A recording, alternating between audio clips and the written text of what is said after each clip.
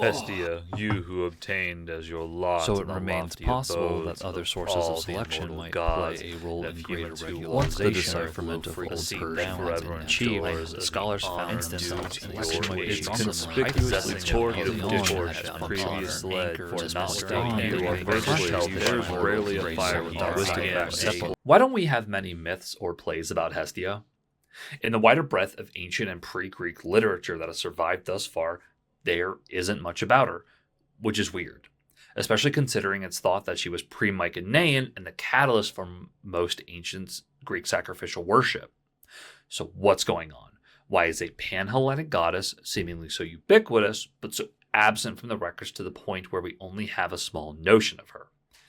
Well, let's pull together a boat list of information, the epics, the hymns, and the cultural scholarship, and figure out what we can, while I also paint a cover for a short comic to Hestia. Welcome to the question that has been dominating my mind for the past 4 months. Hey there. Before we get started, thank you for watching. I have no sponsors except my patrons, and by watching this the whole way through, you're helping me out a ton. So come along with me as I crush under the weight of my own hubris. Also, a disclaimer. I'm not a historian. I'm a fan of history, and I have no training within this field. I'm just really passionate. My sources will be in the end credits of the video and within the description. I hope there is more robust scholarship on this topic than I am aware of, and if there is, and you know of it, please link it for others and myself to read in the comments. Now, how do I start this? I think it's best to think of this with normal storytelling antics. I write a lot. It's fun for me, and what's also fun is reading other stories. How I came to this question was through a video and talk about Ariadne and the Labyrinth. The video will be in the description. And through digging through those stories and records, I just happened to notice a lack of Hestia within the tales. She's not even mentioned in my copy of the Iliad, but Ariadne is, and that's weird. Why mention an ancient tale of a land that, from best we can tell, would have seemed like an antagonist to the ancient Achaeans or the predecessors of the Iliad, and not an established Olympian?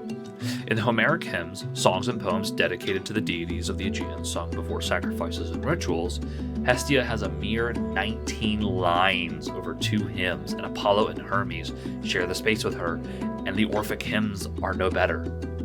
Thus my dive began.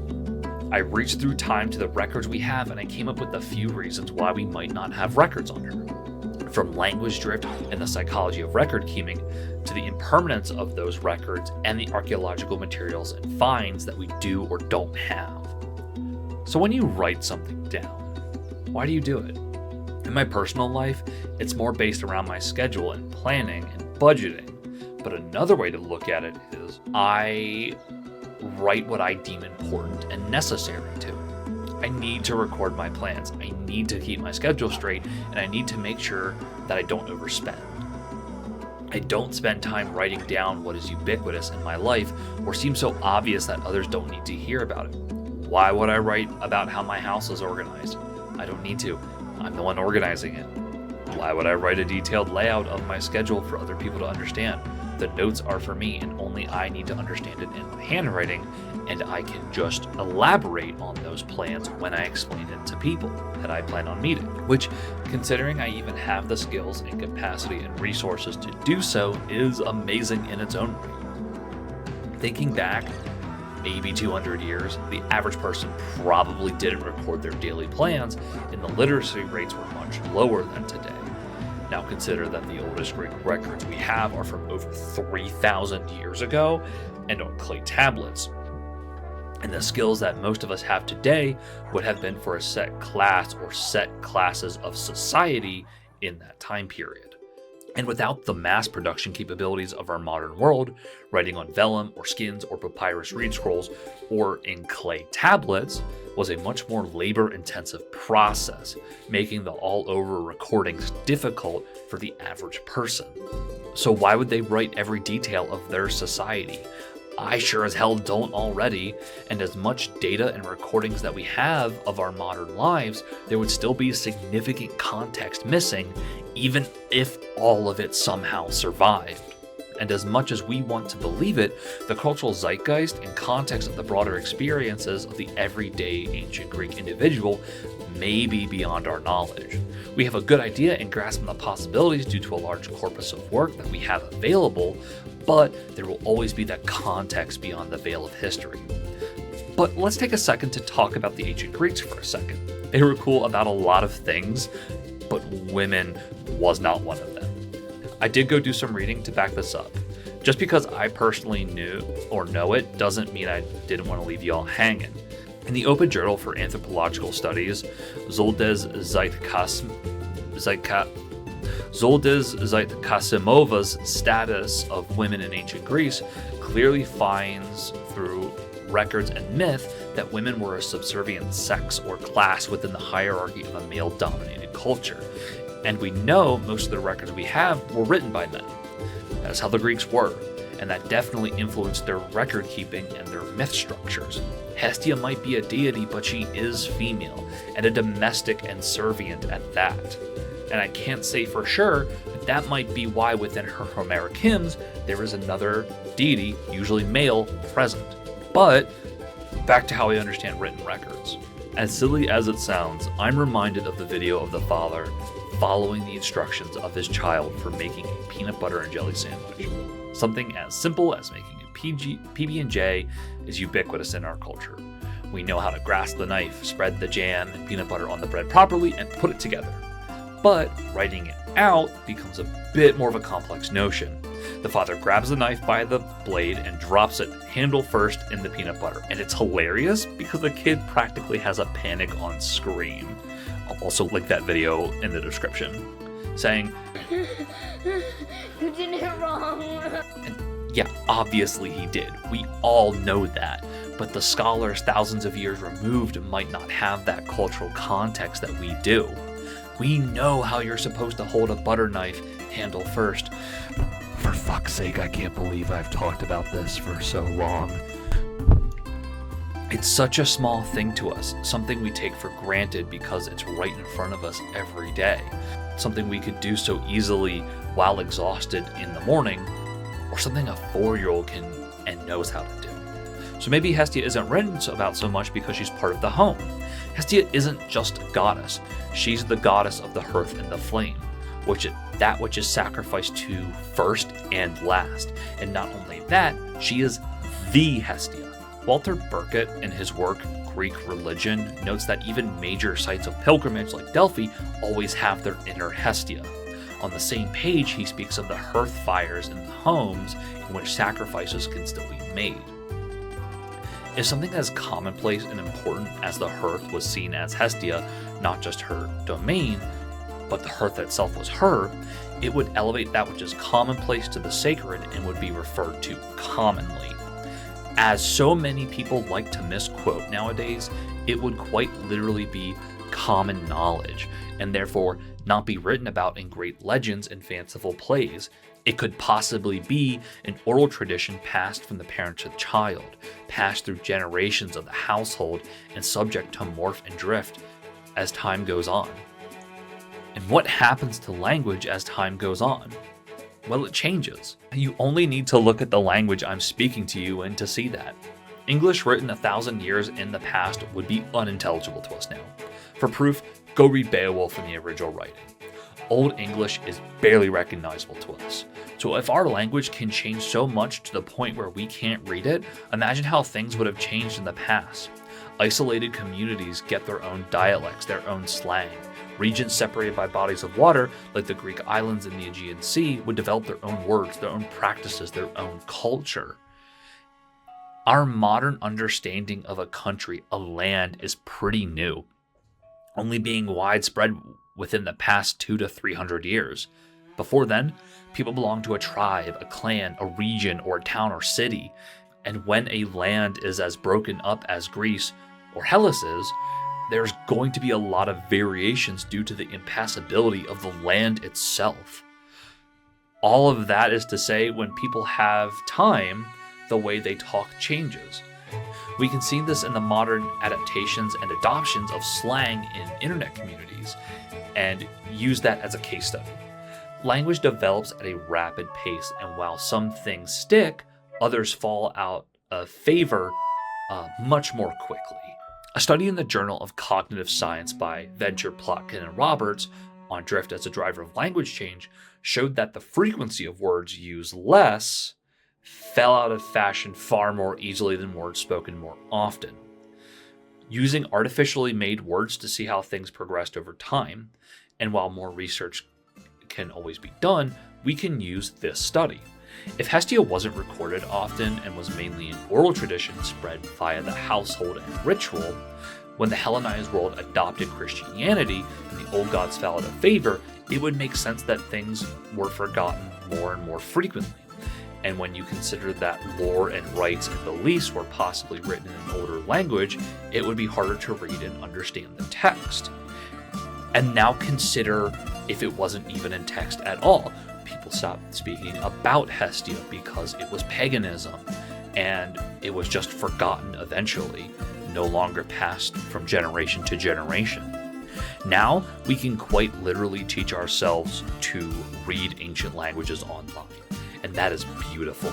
But if you're a scholar 100, 200, or 300 years ago, what references are you going to have? And if you're just a random person 2,000 years ago and you can't read something, are you honestly going to care? Because if we can make an educated guess that some things are not handed down from generation to generation, there is a lapse, there is a disconnect from the past, not just because of disinterest, but the lack of understandable resources to the everyday person. This is going to bring me to my next point: sources and the care of them, but also how and why things are recorded, which will also wrap back to our first point of why we record what we do. Have you ever just left a paperback book sit for a few years on your shelf? It gets a wee ragged, doesn't it? Now what if it wasn't in an air-controlled environment? Now consider if it wasn't even inside at all. Books are fragile.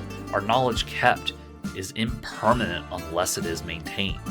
Far too many people have this misunderstanding that when the Library of Alexandria was burned, we lost an unquantifiable amount of knowledge, but it wasn't. Not only was a small portion of the library all that was ruined, but there were copies of knowledge saved. What did the library in was neglect. When a much weaker Roman Empire was in control and much wasn't spent on the constant maintenance of the library, as well as the acquisition of new knowledge, the city and governing bodies lacked the resources to keep up with the rate of decay of the records. Open air storage with a mild climate is great for records until you lack the bodies to keep such a collection under wraps. And then, with the Great Wave smashing into Alexandria in the year of 365, records that were lost were just lost. A weaker administration because of the crisis of the 3rd century Rome made it turn more and more inward and neglected its extremities. This is all just to say that we are honestly lucky to have the records that we do. War, natural disasters, clumsy humans and animals, and the worst of all, neglect, see to it that we lose so much of our records. I work in a portion of the American legal system and bureaucracy as a record keeper, so I know firsthand how much work maintaining and keeping the record is. And I have access to electronics and paper systems with multiple backups of each. I cannot imagine how hard maintaining a record from thousands of years ago is. Within NABU of 2002, or please spare me, I'm going to say this weird, I do not speak French, the Nouvelles Archeologiques Brèves et Ultérieures, or the Brief of Useful Assyriological News, and in what I could actually read, scholars were still discussing the translations of fractured tablets that had been deciphered years prior. So why am I bringing up a 23-year-old paper on a subject millennia old, even though cuneiform was cracked in the 1850s and is not Greek? I'm doing this to show that the scholarship of deciphering sources, their context, and restoration to be an ongoing process. There's so much information that we can use as a reference for other ancient sources and their conditions. In Thomas G. Palaima's Appendix 1, Linear B Sources and Archives and Scribes and Information Hierarchy in the Mycenaean Greek Linear B records, many of the tablets we're referencing are damaged. Like a torn map, there's a piece missing and lost context that we'll never get back. And that fragmentation of knowledge leaves us with an incomplete picture. But then what could pose an even greater problem is how they composed said records. First off, we generally know what records were maintained in the Mycenaean and Archaic Greek age. And we know this based on the full corpus of work that has been currently discovered and deciphered. And that's an important distinction to keep in mind, and we'll get to that soon. Thomas Palaima's work that we have already discussed shows that most, if not all, Mycenaean Linear B are tallies and records of economic activity. The scribes never talked about themselves. Rather, it was a current tally of stores and sacrifices made to the gods at specific sanctuaries, as well as the production of agriculture and trades. There's an idea that Mycenaeans were a society of active record keeping rather than passive record keeping, which is the idea that they would reuse the clay they had already written on to create new clay tablets and use that to make more up-to-date records. I don't know if it's my idea or where I got this, but I swear I read it somewhere. So if anyone has a guess, let me know in the comments. Otherwise, take my words here with a tablespoon of salt. But we can see that in the Archaic period of Greece from around 800 BCE to 400 BCE, we got a much more robust body of work to pull from. This is when the Iliad and the Odyssey were composed or codified, the Homeric hymns, the Orphic hymns, the Theogony. People began to write in an alphabet and thus were able to write down their wide-held beliefs and culture. Playwrights gave us Medea and Theseus and Atalanta and Kirke. Heracles' labors were supposedly written down around this time. So we can pull much more than those log tablets from the Mycenaean age or the Mycenaean age. But still, there's not much Hestia. And then the Romans come around, which gives us our first headache. Syncretism. See, there were already a lot of Etruscan gods in the area, and Etruscan refers to a cultural area from northern to central Italy. Diana, Jupiter, Mars, and also Vesta are some of these Etruscan gods. Vesta was synchronized with Hestia, so for our purposes here, Vesta is Hestia. Plutarch, writing in the early 1st century, gives us the idea that Romulus introduced the concept of the consecration of fire through Vesta. And in the life of Newmark, we see that the Vestal virgins need to emulate the goddess's chastity for a vow of 30 years. And this was considered a huge deal. If you broke your vow, you could be exiled from Rome or just executed. It was a sacred duty. And if I can theorize here for a second, it's because Vesta and the ever-burning flame, or Hestia, in the center of Rome, was the conduit for state sacrifice. See, in Rome, sacrificial rites and religion were an open and public affair, and for Rome to maintain its status and power, it needed to keep the favor of the gods. And how do you stay pious? By making sacrifices. And how do you make sacrifices? Via the sacred flame. So already we see that Vesta and her main priests are the core to the state religion within Rome. But Rome's main focus is on the state. It's very Mycenaean in nature, closer to the militant past rather than the culturally focused Greeks of the same age. So the myths that we have are histories, save Ovid, who wrote from an anti-authority bent, who could blame him, and Virgil, who composed the Aeneid at the behest of Augustus, Rome's first emperor. And that leads us to the next and final question of, is this all there is? And the answer is, probably not, but this is what we know for now. I mentioned before how Assyriologists are still re-referencing and discussing past translations, either having a better ability to read the old and fragmented tablets or discovering new and older pieces of the puzzle. The same is happening in every archaeological field. There is so much information out there, and the beautiful and terrifying thing is that we truly do not know what we do not know. Pieces are being discovered, recovered, and examined on the daily, and the world of archaeology needs more funding and more people in the field. There could be a lost tablet dedicated to Hestia, a scroll in a jar tucked away somewhere in the Egyptian or Palestinian desert. The mountains of Turkey could reveal a cave or a ruin hidden by a previous landslide. The earth of Crete might reveal lost tombs and knowledge. And more so, we might crack the code of Minoan Linear A to reveal something completely foreign to us. We just do not know. But the breadth of the Greek world of Hellas spans so much more than the peninsula and islands we know of now. One of the few constructed temples to Pan is near the base of Mount Hermon in the Golan Heights of Syria. The ruins of Troy are near Istanbul. The kingdom of Colchis, mentioned in the Argonauts where Jason got the Golden Fleece, is on the coast of the Black Sea in modern-day Georgia. The world is vast, and so is our past. So what am I getting at? What's the point of these 3,000 plus words, my 30 hours or so of reading and digging? Honestly, I just want to learn. See, there's this thing where people, especially in historical fan circles, like to attribute something to one thing. Like the Bronze Age collapse to the sea people, or crop failures, or volcanic eruptions, or the earthquakes, or the wars, instead of the more likely cause of all of it. And I think that might be the core of what I'm trying to get at here. We don't have a lot on Hestia just because of sexism or oral traditions, or not writing what is common, or the maintenance of records, etc., etc., etc. Rather, we might not have a lot of records of Hestia because all of it feeds into each other. All of it plays a part in this wider story we call history.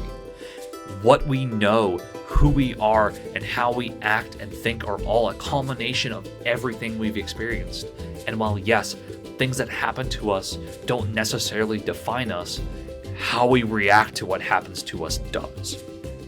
And what we decide to include in our histories, our stories, our lives will define our culture and who we are as a people going forward. All that to say, why isn't Hestia written about much? Fuck if I know, man. Someone call me when they figure it out.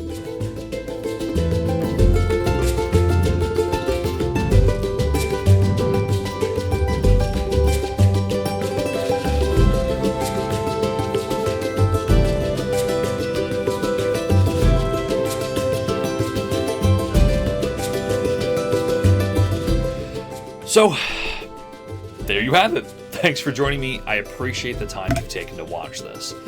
If you would like to join others like Beck3D, Outlander, S. Nepley, Jay, and Kaylin over on my Patreon, you can watch videos like this early and ad-free. You also get access to my entire library of work and can read my comics and stories. I hope to see you there, and thank you for your support, and thanks for watching the whole way through. Holy crap, this was a video, wasn't it? Longest one to date, but really fun. I can't wait to do my next one. Cheers.